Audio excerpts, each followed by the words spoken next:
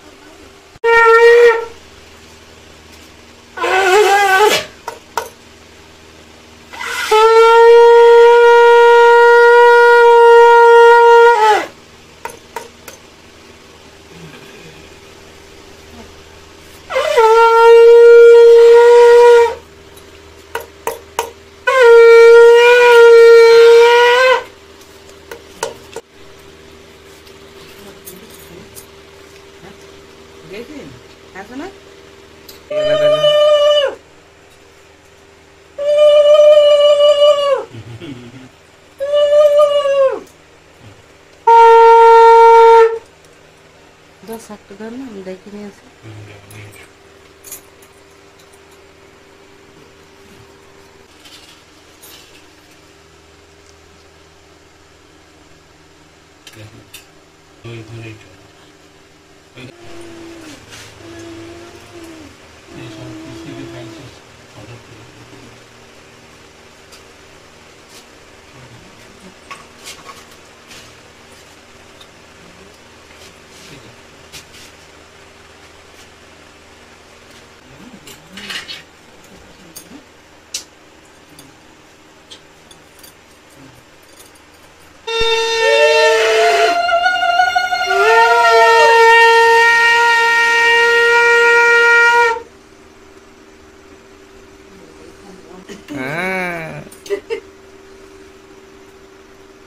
কখন কোথাও এদের বিহা বলটা নিয়ে আইবা তাড়াতাড়ি বুঝলি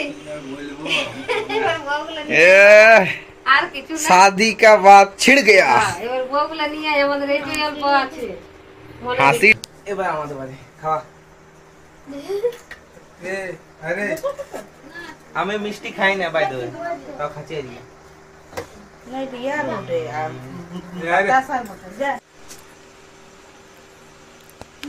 আলোটা সরা আলোটা, হ্যাঁ ছোট ভাগ্নি দিয়েছে আমাদের দিদির মেয়ে, ছোট মেয়ে।